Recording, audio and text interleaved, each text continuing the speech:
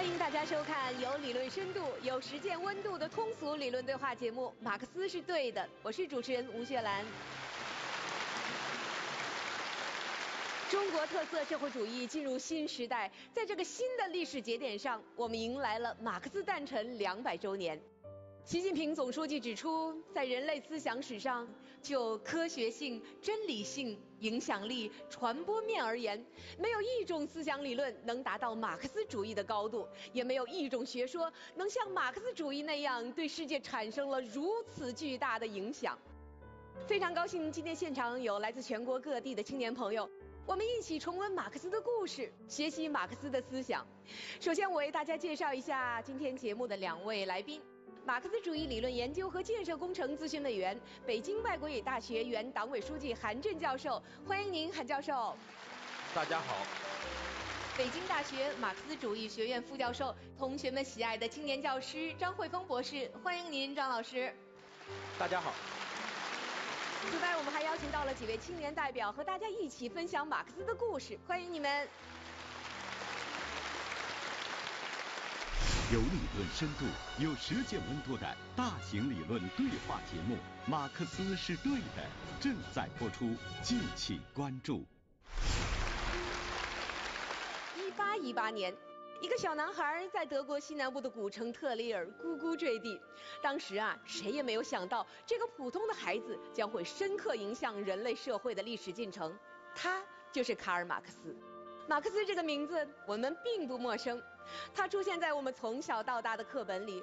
但对有些人而言，马克思只是一个永远留着大胡子的形象，马克思主义也只是一些概念或是几道考题。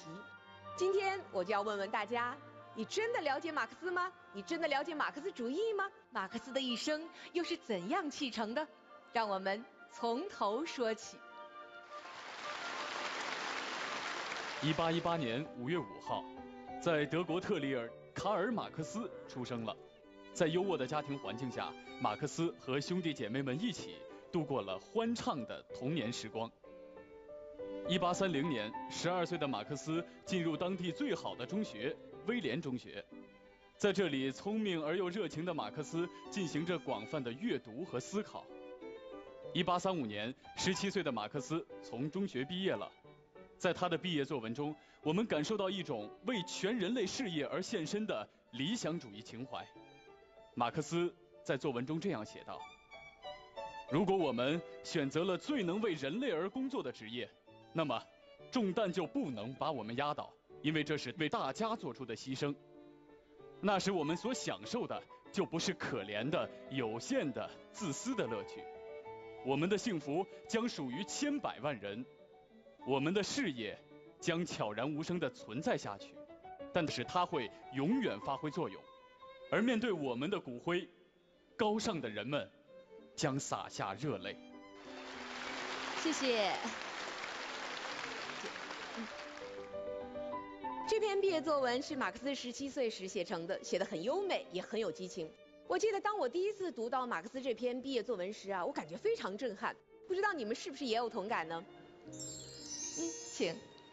我认为呢，马克思确实是非常的了不起。他当时呢只有17岁，但是呢，马克思认为他应该为心中的理想信念、为全人类的事业而工作。我认为值得我们所有人去学习。是这样的，17岁应该还是一个比较懵懂、稚嫩的年龄。那我想问问在座各位你们17岁时候的理想是什么？我17岁的时候对未来充满激情，觉得将来自己一定很牛，拿个诺贝尔奖什么的。哪方面呢？那我倒是没想好。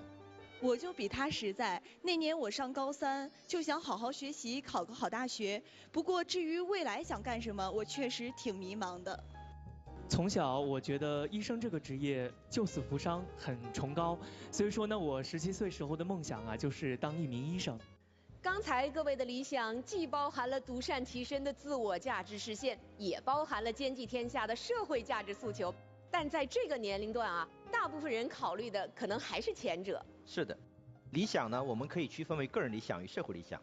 前者呢，主要是从个人发展的角度来思考问题，而后者呢，主要着眼于整个社会乃至整个人类的发展去思考问题。一般而言对一个17岁的青年来说，能把个人理想想明白也就不错了。但是青年马克思他的理想却是为人类而工作。张老师有一句话，我觉得真是说出了我们好多人心中的一个想法，就是17岁的时候能把咱们自己的理想想明白就不错了。那么为什么年仅17岁的马克思就能够想到要为人类而工作呢？时势造英雄。从宏观上说，马克思所出生的时代啊，是一个风云变幻、一个大变革的时代。18世纪、19世纪的欧洲啊，在政治上呢，法国大革命的冲击波啊，依然激荡着整个欧洲社会；而在经济上，英国的工业革命正处在高歌猛进时期。这时，资本主义生产方式已经开始创造历史上任何时期都多的财富，但也创造了一大批一无所有、只能出卖劳动力的这样工人阶级。深受进步思想熏陶的马克思，看到在资本的无情统治下，劳苦大众仍然忍受着剥削与压迫，他心里感受到理想与现实的冲突啊。这些呢，在马克思的心中深深打下了烙印，促使他终其一生都在为人类的幸福、为人类的解放而思考、而探索。刚才韩教授从宏观上介绍了马克思成长的时代大背景，一个人的成长也离不开家庭小环境。马克思的家庭对他又有着怎样的影响呢？下面就请青年代表跟我们分享一下马克思成长的故事。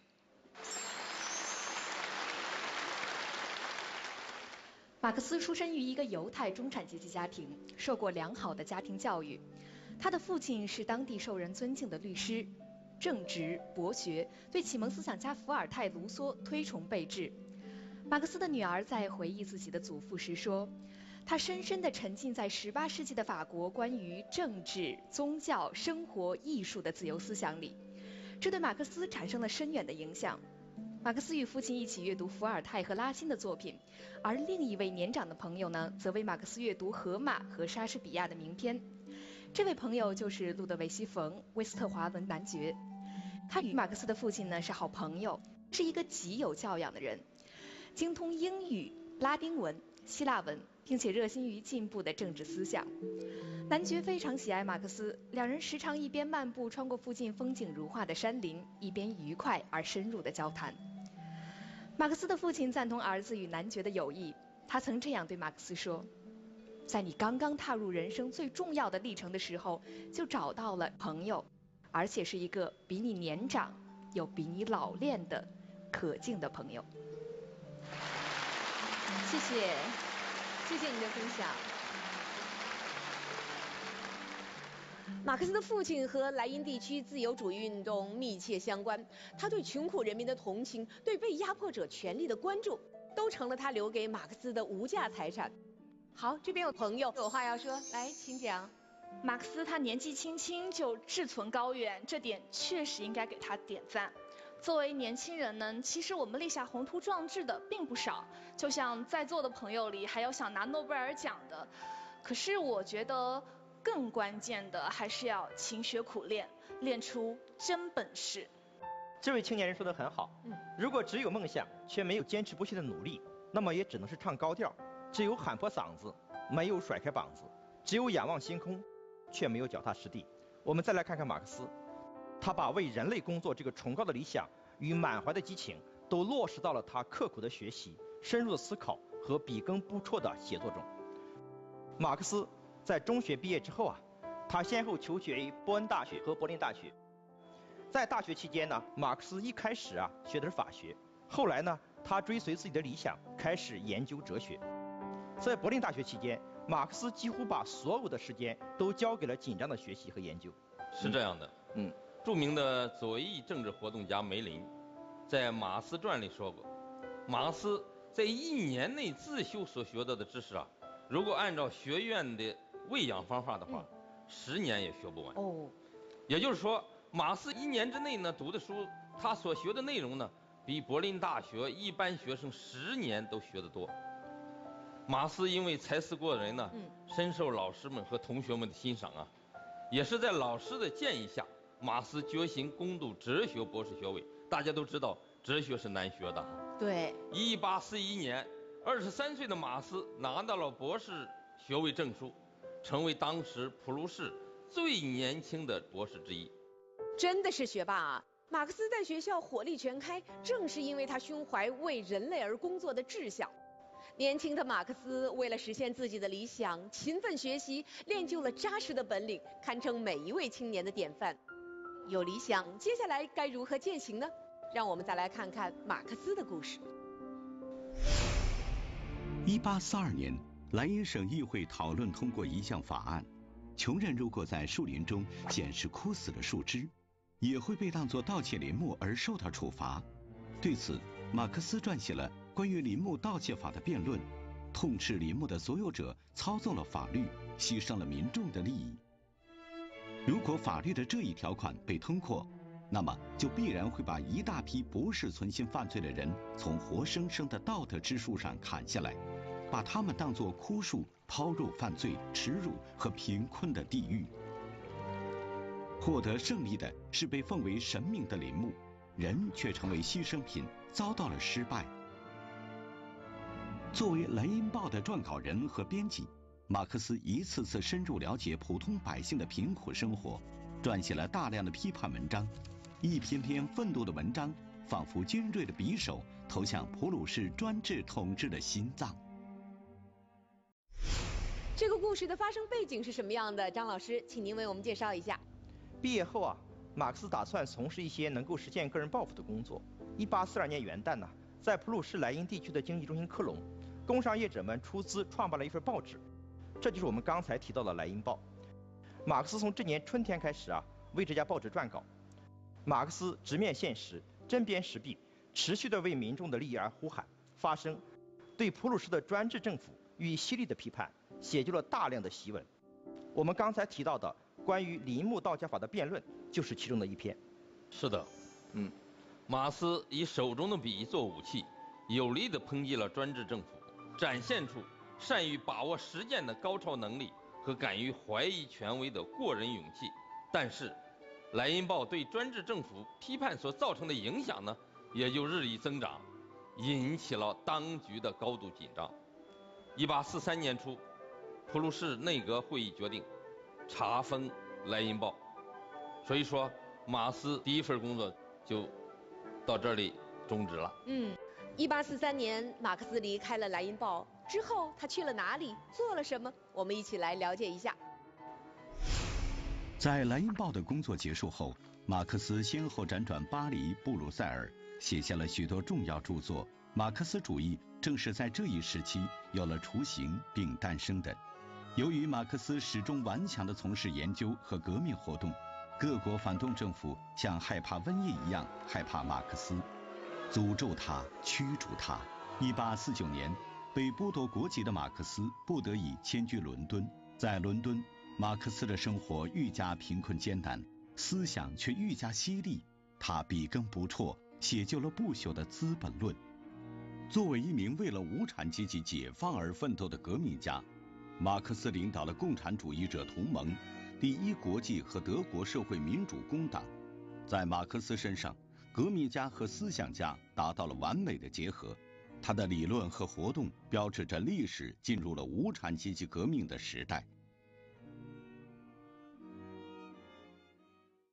我们看到马克思选择了为人类而工作，也选择了一条经济丛生的追求真理之路。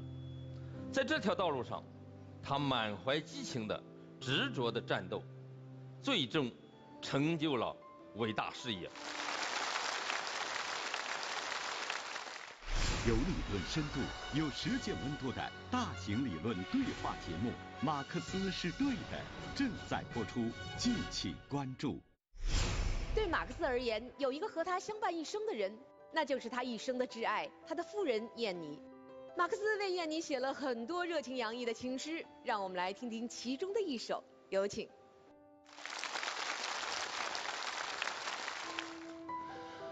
无论是古代或者当今，都闪烁着两个字：爱情。这火光点燃了我的心，只有你啊，燕妮，我明了你的心。我那热恋的心灵和眼神，刚一为你倾泻喜悦之情，你刚一走过我的身旁，给我带来丰富的感情。我的心刚已为你神往，天空就在我面前开了。我的胸中是火，眼底放光，比什么黑暗势力都强。头上的这重天比谁人都更高，爱情的天把阴霾雷电往下抛，它永远为咱们俩放射光芒，我们获得天国光辉的奖赏。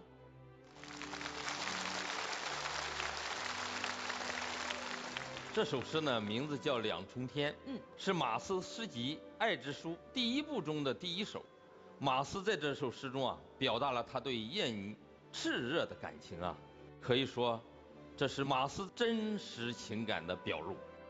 燕妮呢，是马克思少年时代故乡特里尔的玩伴，也是马克思的忘年交，路德维希·冯·威斯特华伦男爵的千金。虽然两个人从小就相识了，但是在当时的时代背景下，他们的结合还是阻碍重重的。为什么这么说呢？因为论阶级，燕妮是贵族家的小姐；论年龄，燕妮比马克思大4岁。他们的结合在当时是不被接受的。尽管如此，马克思呢仍然热烈地追求燕妮，最终又用自己的热忱和才华打动了燕妮。两个人克服了世俗的偏见，有情人终成眷属。好，这边有朋友有话要说，来，请讲。我觉得燕妮不仅仅是马克思的爱人，更是战友。燕妮对马克思的事业不仅十分理解，而且以实际行动支持他。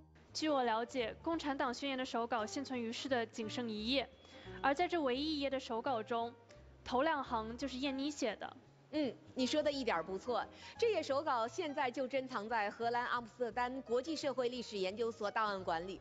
其实不仅如此，马克思的很多手稿都是由燕妮誊抄后才交给出版社的。看来他们真是一对革命夫妻。持久的爱情总是这样。如果说最初燕妮是因为才华爱上了马克思，那么漫长而艰苦的岁月，燕妮呢不离不弃，则完全是因为两人有共同的追求。马克思和燕妮在爱情上让我们看到，最好的爱情啊，不是物质上的门当户对，而是精神上的情投意合、志同道合。在物质上，马克思和燕妮是极其贫困的，有时候连买面包的钱都没有。当铺成了马克思经常去的地方，一家人甚至睡在没有家具的地板上。但是在精神上，两个人是幸福的。燕妮啊，全力支持马克思的工作，例如帮他处理出版方面的琐碎事务啊，为他誊抄手稿呀。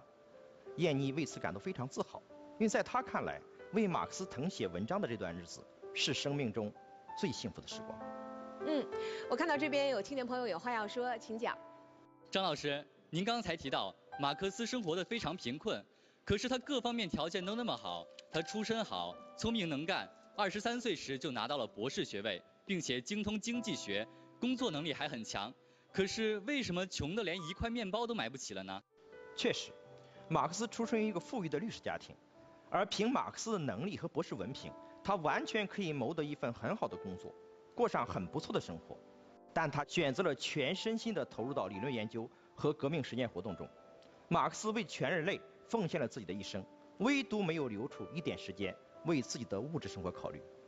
在艰苦卓绝的斗争过程中，马克思生命中另一个非常重要的人出现了。这个人究竟是谁呢？我们一起了解一下。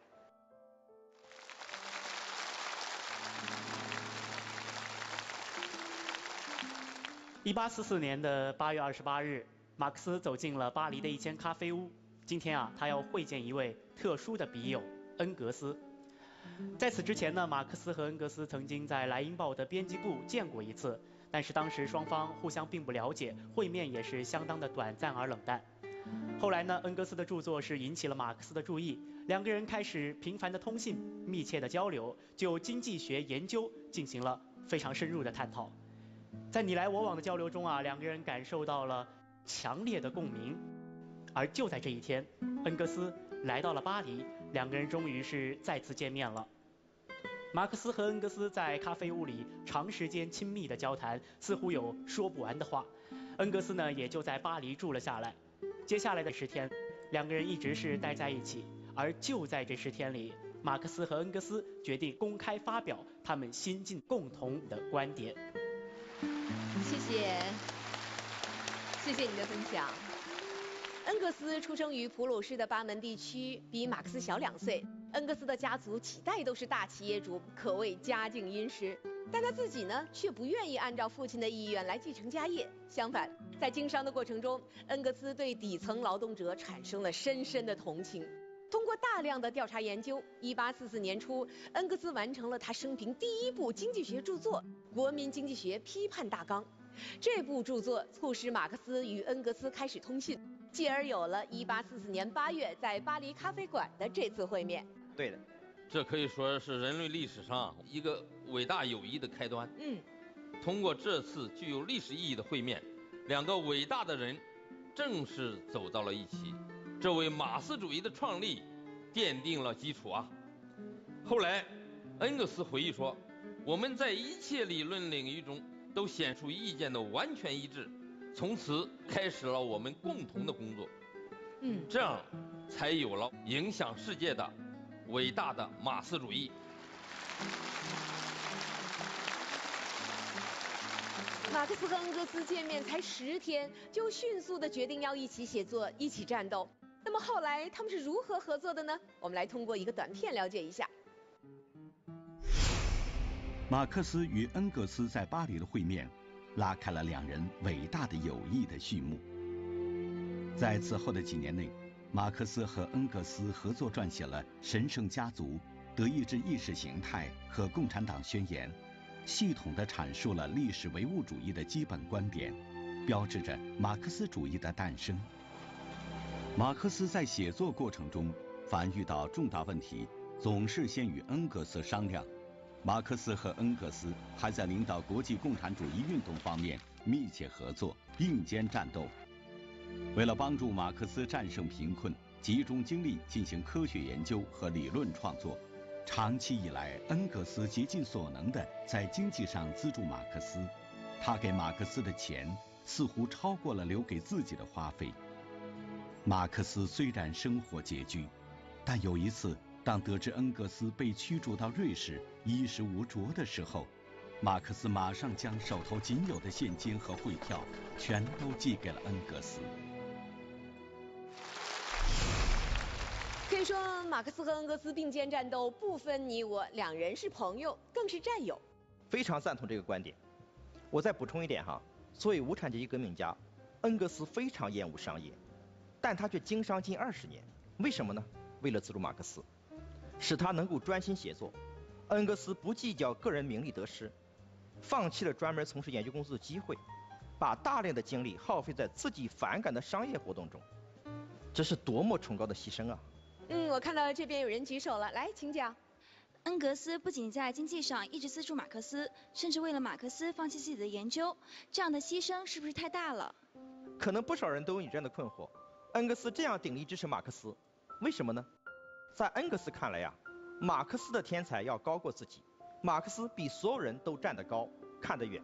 在共同工作的40年里，恩格斯甘当第2提琴手，并且将此视为一生最大的幸福。马克思为追求真理，放弃了对物质生活的追求。恩格斯所做的牺牲呢，为的是同一个目的。这个崇高的目的，就是人类的解放事业和实现共产主义理想。所以两人是融合在共同的事业里，心甘情愿地为这项事业做出伟大的牺牲和贡献。是的，列宁在描述他们的友谊时曾说过，古老传说中有各种非常动人的友谊故事，而他们的关系超过了古人关于人类友谊的一切最动人的传说。生活中我们都需要朋友，友情呢有很多种，以金相交，金毫则忘；以利相交呢，利尽则散；以权相交，权失则齐。真正伟大的友谊总是发生在2个优秀的独立的人格之间，也总是出现在2个志同道合的人身上。有理论深度、有实践温度的大型理论对话节目《马克思是对的》正在播出，敬请关注。我们还找到了这样一份历史资料：马克思曾在工作闲暇时陪孩子们玩过一个小游戏，游戏的名称叫自白，是当时流行的一种问答游戏，跟前几年网友们流行的相互点名回答问题的游戏形式有些相似。我们来看看当时马克思是怎样回答孩子们的提问的。大家可以看到，马克思最喜欢做的事儿就是啃书本，认为自己的特点是目标始终如一。他对幸福的理解是斗争，而对不幸的理解则是屈服。我们应该怎样来看待马克思的这份自白呢？张老师，这是一份充满生活气息的自白。马克思最喜爱的名字是他的妻子和女儿的名字，从这里边我们也可以感受到马克思最温情的一面。马克思最喜欢做的事情就是啃书本，他一生博览群书，经常在图书馆里边一待就是一整天。马克思认为男人最好的品德是刚强，最厌恶的缺点是逢迎，这在他自己身上就有很好的体现。马克思在逆境中从不妥协，自始至终秉持着为人类而工作的理想信念，奋斗到底。马克思的特点就是什么呢？目标始终如一，对幸福的理解是斗争。那么既然如此，马克思毕生的使命就是追求真理。在追求真理的道路上，马克思是坚决的、热情的、顽强的。正如马克思自己所说的，我必须不辞艰苦地始终追随我的目的，这个目的就是真理。对于马克思他的挚友恩格斯曾经做出中肯的评价。恩格斯说马克思是当代最遭记恨和最受污蔑的人，各国政府无论专制政府或共和政府都驱逐他，资产者无论保守派或极端民主派都竞相诽谤他、诅咒他，他对这一切毫不在意，把他们当作竹丝一样轻轻拂去，只是在万不得已时才给予回敬。张老师刚才引用的恩格斯这句话，是恩格斯在马克思墓前的一段讲话。在这段讲话中还有这样一句话，精辟地评价了马克思的伟大贡献。正像达尔文发现有机界的发展规律一样，马克思发现了人类历史的发展规律。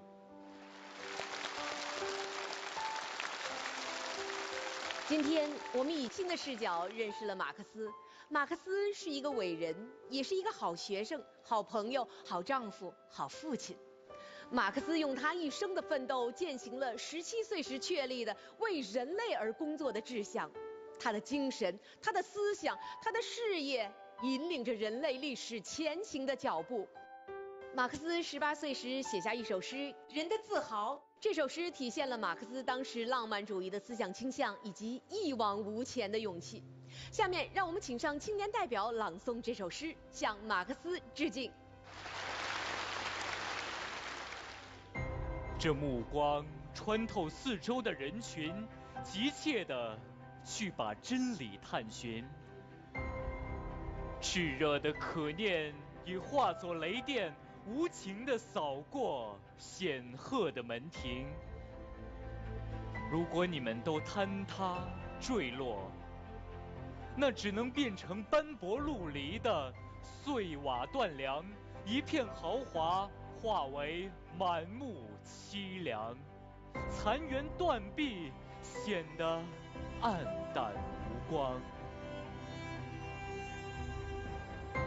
没有任何藩篱将我们限制，坚硬贫瘠的故土不能把我们阻挡。我们乘风破浪，扬帆远航，我们将驶向更遥远的地方。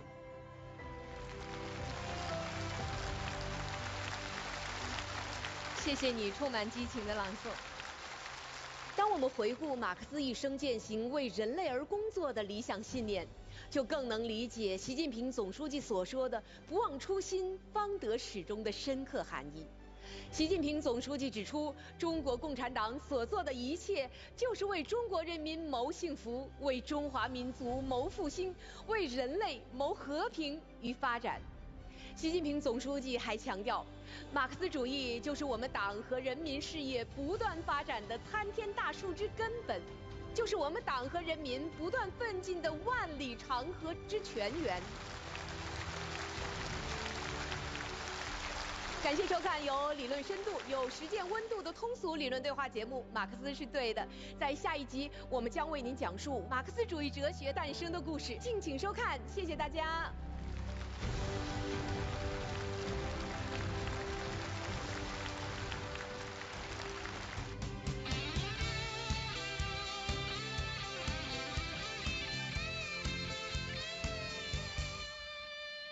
你探究人生的眼睛，是年少时梦里的星星。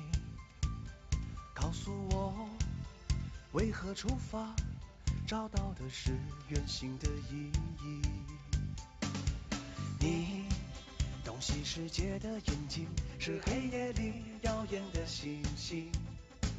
光辉的思想，温暖胸膛，种下的是不变的信仰。你预言未来的思想，如同照着前行路上的太阳。真理的光芒多么明亮，伴我们穿过惊涛骇浪。你的名字，我的力量，历史的奔腾，沿着你昭示的方向，人类的进步，见证着你的荣光。你的名字，我的力量，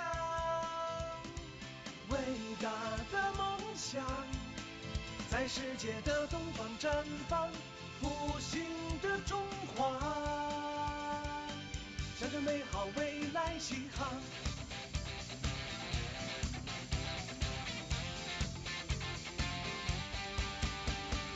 你的名字，我的力量，历史的奔腾，沿着你昭示的方向，人类的进步，见证着你的荣光。你的名字，我的力量，伟大的梦想，在世界的东方绽放，复兴的中华，向着美好未来起航。